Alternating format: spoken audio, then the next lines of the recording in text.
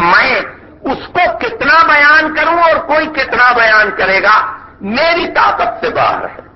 لیکن جناب رسول اللہ صلی اللہ علیہ وسلم کی اس زندگی کو جو 40 سالہ زندگی دور کے بعد شروع ہو رہی ہے، یعنی 23 سالہ زندگی، اس کو موٹے موٹے انداز کے اندر اجمالی طریقے پر 3 حصوں میں تقسیم کیا جا سکتا ہے، اور آپ لوگوں کے لیے تو وہ تقسیم بڑی آسان ہے، اس لیے کہ وہ تقسیم عام طریقے پر محدثین کرتے ہیں، عام طریقے پر فقہا کرتے ہیں، جن کو آپ کتابوں کے اندر پڑھ کر آئے ہوں گے کہ آپ کی زندگی جو نبوت کا پیغام آپ لائے ہیں اس کو 3 حصوں پر تقسیم کیا۔ کیا؟ ایک تو معتقدات ہیں، عقائد ہیں، آپ نے عقیدہ کیا پیش کیا ہے، دوسرے معاملات ہیں، تیسری عبادات۔ ظاہر ہے کہ عقیدہ وہ بنیادی چیز ہے جس پر انسان مدار نجات ہے انسان کے لیے۔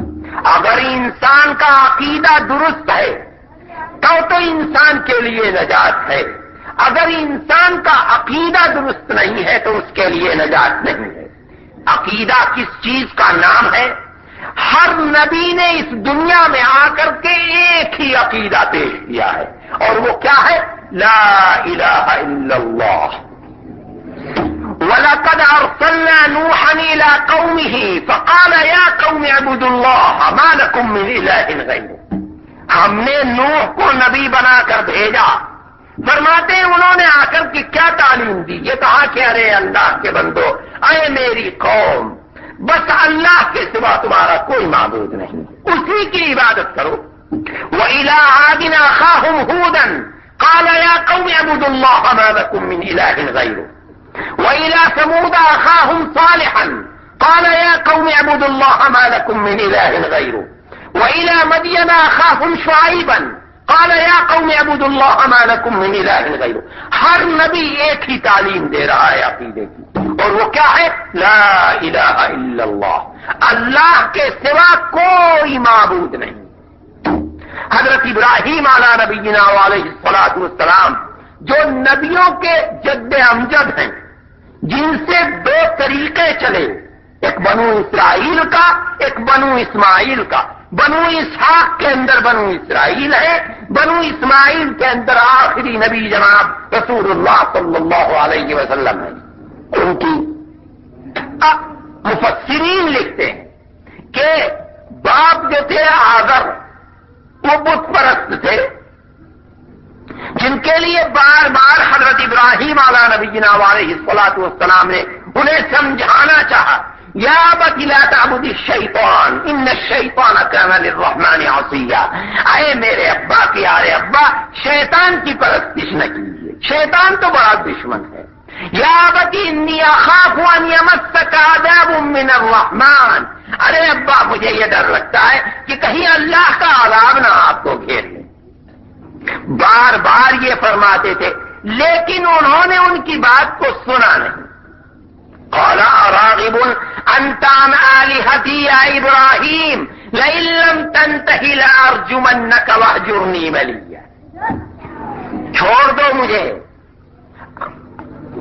اراغب انت عن آلهتی، ابراہیم تم مجھ کو، میرے جو اللہ ہے تم ان سے مجھ کو برگشتہ کرنا چاہتے ہو، تمہارا یہ داؤ میرے اوپر نہیں چلے گا۔ یہاں سے وعدہ کر کے نکلے ابراہیم، ساستغفر لک ربی، ابا میں اللہ سے آپ کے لیے دعائے مغفرت کروں گا، میرا اور تو کوئی بس چلتا نہیں۔ جو یہاں وعدہ کیا تھا وہ دوسری جگہ سورہ شعراء میں جا کر پورا ہوا۔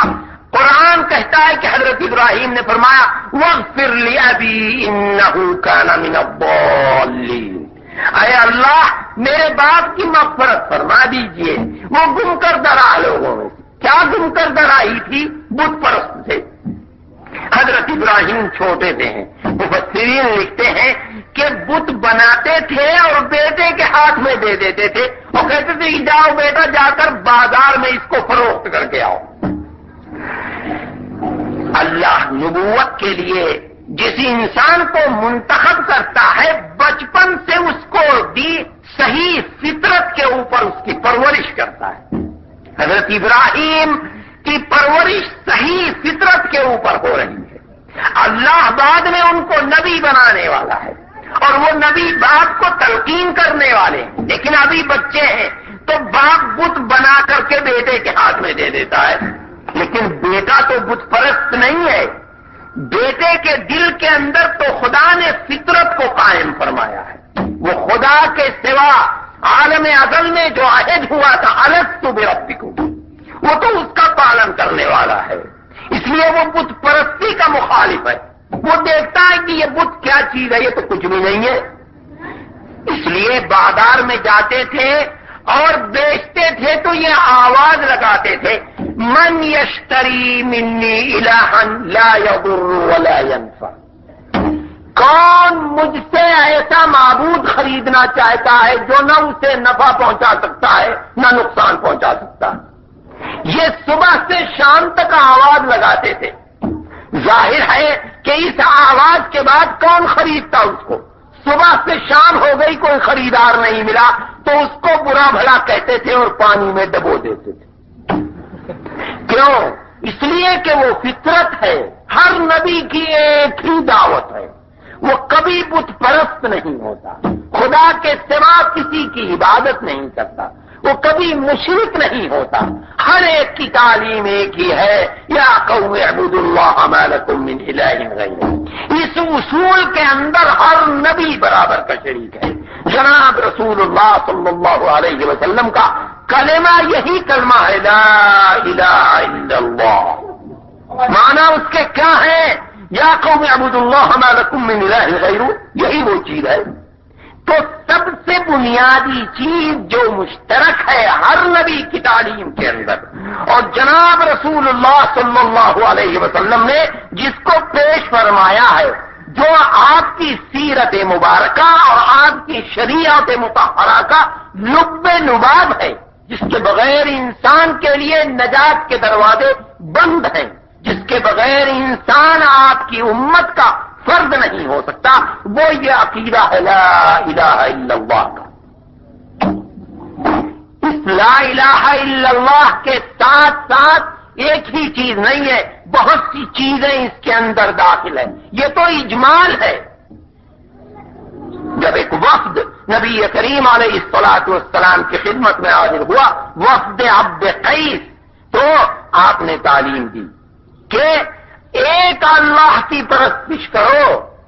پھر ان سے پوچھا کیا تدرون مل ایمان باللہ وحدہ، ایک اللہ پر ایمان کسے کہتے ہیں جانتے ہو؟ یہ نہ سمجھ لینا کہ بس ایک اللہ پر ایمان لانا کافی ہے، نہ قرآن پر ایمان لاؤ، نہ رسول پر ایمان لاؤ، نہ کسی تقدیر پر ایمان لاؤ، کسی چیز پر ایمان نہ لاؤ. لوگوں نے عرض کیا کہ اللہ و رسولہ عالم، اللہ اور اس کا رسول جانتا ہے. فرمایا کہ ایک اللہ پر ایمان لانا، رسول کی رسالت پر ایمان لانا، یہ لا الہ الا اللہ کا جز ہے، اس کے اندر داخل ہے. اور ظاہر ہے کہ جب اللہ کے رسول کی رسالت پر ایمان ہے تو اس کتاب پر ایمان ہے جو جناب رسول اللہ صلی اللہ علیہ وسلم پر اتاری گئی، اس کے تمام مضامین پر ایمان ہے جس کو وہ کتاب مشتمل ہے. بغیر اس کے انسان کے لیے نجات نہیں ہے.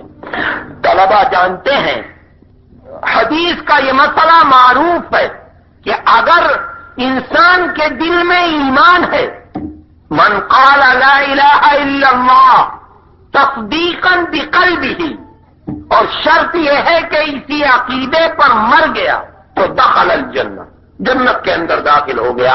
مطلب یہ ہے کہ وہ اس کے ساتھ اگر برا عمل کرتا ہے تو اس برے عمل کی ہو سکتا ہے کہ اس کو سزا بھگتنی پڑے، لیکن کبھی نہ کبھی ایمان کی وجہ سے ایمان اپنا رنگ لائے گا اور جنت اس کو میسر ہو جائے گی. اس لیے کہ مدار نجات ایمان ہے. حدیث کے اندر آتا ہے کہ جناب رسول اللہ صلی اللہ علیہ وسلم کو، حافظوں کو اولیاء اللہ کو، متقیوں کو شفاعت کے حقوق دیے جائیں گے، اور شفاعت کرنے والے پل صراط کے دونوں طرف کھڑے ہو جائیں گے۔